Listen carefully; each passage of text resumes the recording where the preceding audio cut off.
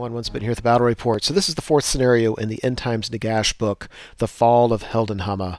I guess the fluff behind this is that Arkan the Black and Manfred von Karstein are trying to retrieve 3 different relics so they can bring Nagash back. They already have the first 2.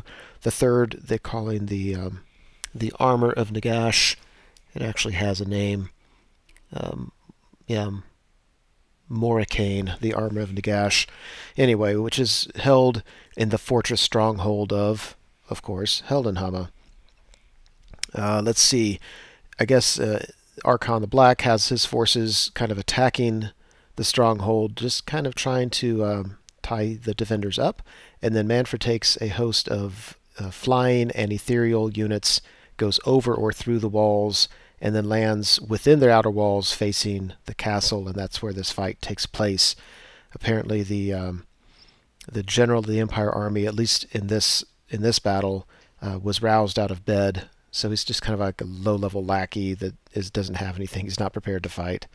So anyway, so one of the special rules is for the Vampire Council player, anything with a fly special rule or the ethereal special rule is counted as core, which really kind of opens up the path for a lot of abuse. You could have a 100% Terrorgeist army, well, with the exception of Water General.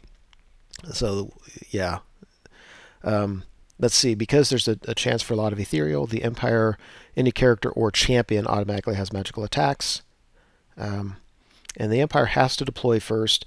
The Vampire Count army gets a +1 on their roll to go first. So they're not assured of going first, but whenever you can deploy after your opponent, that's huge. One thing that makes this especially huge is that there's no distance requirement between the 2 deployment zones. The Empire has a deployment zone, and the VC can deploy right next to it. So, yeah, that could have been an issue, but because my opponent was a good guy, it wasn't. So this is Rudolf Wesker.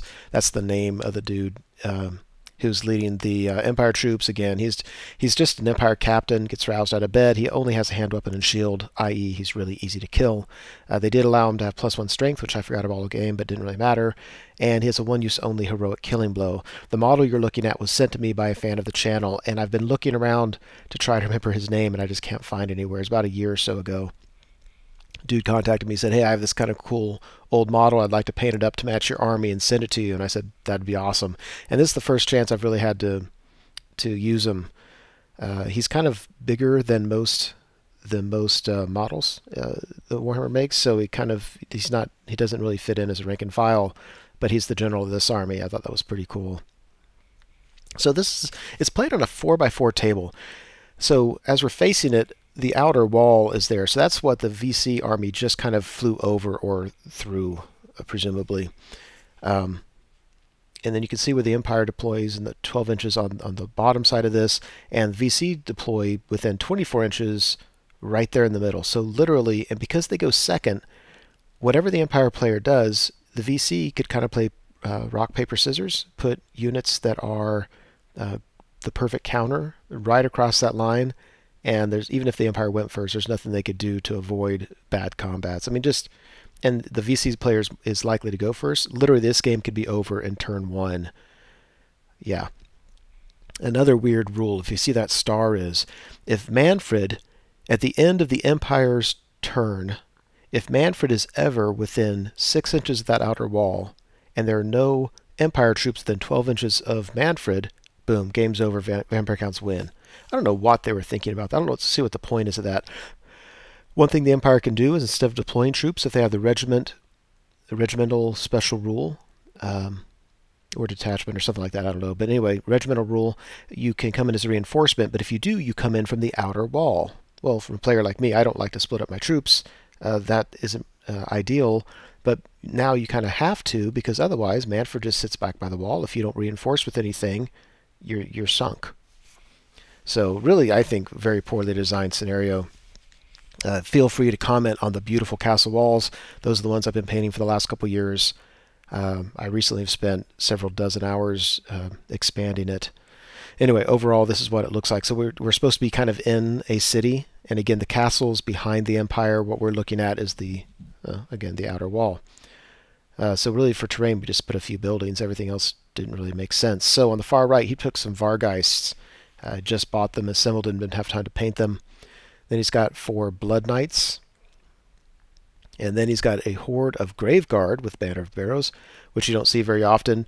Both characters are in there. He's got Manfred, which you can look up the rules as a special character. Then he's got some vampire that's like he can fly, and he's got Red Fury, and just extremely, extremely killy. Here on the left he has 2 Terrorgeists, and then he's got a Vargulf, and then he put these Fellbats right in front of my 1 War Machine. I think his list is constrained a little bit by what he has, but I think he's also trying to not abuse it too much because he knows, he still wants it to be fun. So my first thought was I was going to put my Hellblaster volley gun an inch behind some other troop so that he couldn't just charge it right off the bat and I could move and shoot whatever I want. But because he had that flying vampire, I'm like, well, I have to be an inch away from any other unit. The flying vampire is on a 20 mil base. He can fit in anywhere. I just kind of assumed that my opponent would put that big horde of Graveguard directly in front of my knights, because then it doesn't matter if I charge him or if he charges me. Either way, I lose that. So anyway, I said, screw it. I mean, let's just put it out here and just hope that I win the roll to go first. So anyway, you can see I have a Hellblaster volley gun. I have a Master Engineer. I've got Captuses. Brought him back. 9 Inner Circle Knights with a Warrior Priest and a Battle Standard Bearer. The build is just, I think, really nothing. The Warrior Priest is cheap, and the BSB, I think, has a 1-up armor save. I didn't give anybody magical weapons because they have the magical attacks anyway. In the building, I have a unit of handgunners. That's directly from the fluff. And I have a level 4 in with them, and it's got the Lore of Light. Let's see, behind it, I have, that is not the Hurricanum, that's the other thing. I'm just blanking. It gives a 6-inch bubble of a 6-up ward save, and it also has a direct damage bound spell to it. So I like that combo. I've got a horde of halberdiers. There's the Captain Rudolph Wuskers in there. I've got a Witch Hunter in there, and he's got the brace of pistols, so I thought that was kind of fun. He brought the Ruby Ring of Ruin as well. I'm going to pop him into the building on my turn 1. And there's also Warrior Priest in that unit. So his Halberdiers has 3 characters with them. Then I have 5 Demigryph Knights. And I promptly lose the turn to go first. And yeah, let's see, I think he's moving the Graveguard up as aggressively as possible. Again, one thing he could do to win the game is just take that whole unit and a Terrorgeist or 2 back by the line, back by the wall. I have 2 units in reserve. They're 2 20-man units of Great Swords. And all he has to do is sit back there with Manfred and whenever those units come on, just kill them. Win the game. It's just stupid. But he didn't want to play that way, so he moved up like you can see. On the top right, you can see he's having a little bit of problem with his Vargeist because they really can't fly out of line of sight of my Demigryph Knights. So he just kind of left them where they are, which kind of keeps me from being able to move my Demigryph Knights. So here on the left, yeah, I mean, his bats charge my Hellblaster. Obviously, if I had parked that thing behind a unit, that wouldn't have been an issue. But, yeah, whatever. He kept everything out of line of sight of my Knights, and I think he's just going to scream at the Captuses so he doesn't have to worry about that guy charging him. After combat, yeah, Captuses got screamed off the table by the Terrorgeist, and the bats easily killed the Hellblaster volley gun, and my Master Engineer failed his panic and ran off the board. I wasn't relying on the Hellblaster to win the game or anything. But yeah, not a great way to start the game, but it's actually a lot better. I really thought that I could have just had the game over by now. I mean, he could have deployed his Graveguard literally 6 inches away from my Knights. He could have charged turn 1, and they'd be dead. He could have taken his Vargeist. I mean, he could have just won the game. But he didn't. He wanted to kind of keep things going as long as he could. So I think what happened here is I forgot to take pictures for Empire turn 1. I think this is Empire turn 1. And I cast Shem's Burning Gaze at the boosted version at the Terrorgeist, and I miscast. I blow up a bunch of these handgunners, and then I go, because this is a vampire counts model I'm casting at, instead of 1d6 it's 2d6, strength 6 hits. I roll Snake Eyes, and then he saves one of them. Just, 1 wound. Yeah. Yeah, then I shot at him and did 1 wound, and he rolled a 6 up regen. So vampire counts turn 2. Yeah, this picture, again, I missed some pictures. I don't usually do that. I don't know what was going on in this game. So basically, his Vargolf charges my 9 Inner Circle Knights with my Battle Standard Bearer and my Warrior Priest. We go to the shooting phase, and the Terrorgeists just erase the whole unit. So I only have my 2 characters left. And after combat, he just kills the Warrior Priest, and we stick around. Empire turn 2. I take the Luminarch, that's what it's called, and I charge the Vargolf. I don't love my odds there because he has, I think he's toughness 5, so I've got the impact hits, which are nice, but he's got that 4-up regen, so if he makes those, that's tough. If I can get a couple wounds through, then with combat res, I might be able to pop that guy. One of the rules that is in all of these scenarios is that vampire counts pop 1 less, as if there's a BSB nearby. Let's see. Otherwise, I've actually backed up my halberdiers a little bit. I don't want to get into combat quite yet with his Grave Guard. I think the Grave Guard one-on-one against the halberdiers win. Now, on turn 1, both of my greatsword units came in as reinforcements, and they had to come in from that wall, so they just walked up. So turn 2, one of them, they both charged the Blood Knights. One of them made it into combat. So I got a rear charge against the Blood Knights. That was nice. And on the far right, the 5 Demigryphs charge his Vargeists that just flew over. I'm wondering if he flew those over just to throw me a bone, because everything was going to crap. And so I think he just threw them up there and said, "Yeah, charge them and feel good about doing something in the game." Which, he can speak for himself if he wants to. I think that's what he was thinking. I think he's just being nice, because that wasn't a winning proposition for him. Yeah, here's my great swords charging the rear of the Blood Knights. I mean, that's as much as I could hope for, of course. And after combat, yeah, so I do. Well, he does 2 wounds to my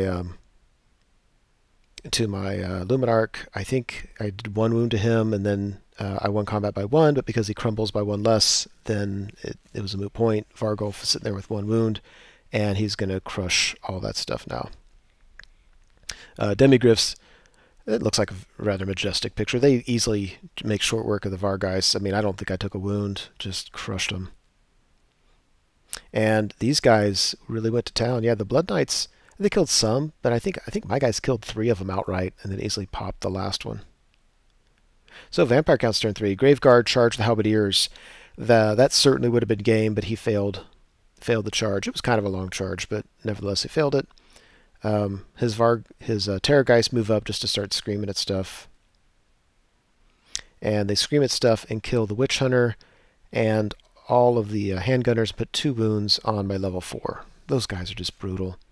I can tell you my next turn, I was going to move him out of the building because he has his Fellbats that can charge him, but I assumed that he was just going to scream him off. There's nothing, he couldn't get away from the scream, so I figured he's just going to die no matter what. In hindsight, that was a mistake, because if I move out of the building and he wants to scream at him, at least the Terrorgeist can't scream anything else. By leaving him in the building, the Fellbats can charge him, and his Terrorgeist can go do other stuff. Anyway, second round of combat over here. The Vargolf does 2 more wounds to the Luminarch, and we all stick around. And Empire turn 3. Now, because my opponent has been playing nice in terms of list building and in terms of flying those Vargeists up, during his magic phase, by the way, he moved his did the Dance Macabre and moved his Graveguard up. I'd let that one go through because I didn't really care. So on my turn, I got the charge of all charges. Look at that.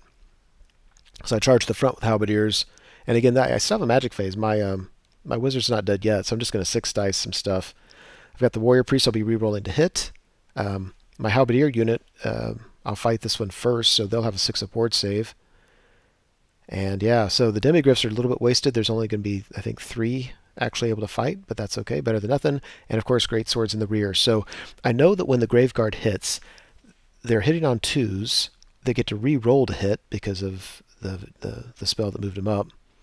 And then, of course, they're really high strength wounding on 2s. So I need to kill an absolute ton of these guys because they are going to do a bunch of wounds.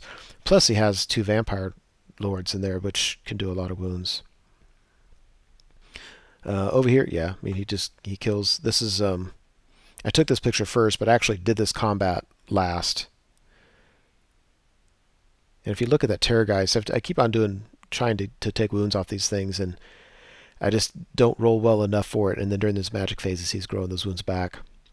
After combat, yeah, I did a bunch of wounds. He did a fair number to me. His guy with Red Fury kind of didn't do as well as maybe he might have.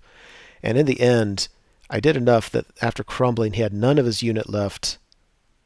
But I think his 2 vampires had full health. And then I think he decided, I said to him, you know, if you keep at least one guy alive, then your magic phase, you can regrow him maybe. And he can always heal wounds on his guys through magic casting. So he ended up putting at least I think one guy back, maybe 2, and put some wounds on his characters. Doesn't really matter. I was confident at that point that I could probably just kill those guys outright. We go to Vampire Counts turn 4. Now it's actually, you know, kind of an interesting game. I don't have any wonderful ways to deal with those Terrorgeists, and his Vargolf is probably going to kill my BSB, but if I get both those Vampire Lords off the table, it could be interesting. Anyway, looks like that. He flew his Vargeist around. I think he just screamed my BSB dead just to make sure he killed him. And screamed these guys, killed one, put 2 wounds on another. And then I couldn't believe this. So we easily killed the last Graveguard during his magic phase. He just didn't care about growing him back. And I just couldn't do any wounds to his characters. None. Both units were stubborn. There was no BSB. So they both were steadfast, but they both broke. And then my Halberdier unit needed a 10 to get off the table, and they promptly rolled a 10 to get the hell off the table. So there goes my general, the warrior priest, the whole unit of Halberdiers. The great swords broke, didn't get run down, but the vampires get out of line of sight of my demigryphs. Just went down the crapper just like that.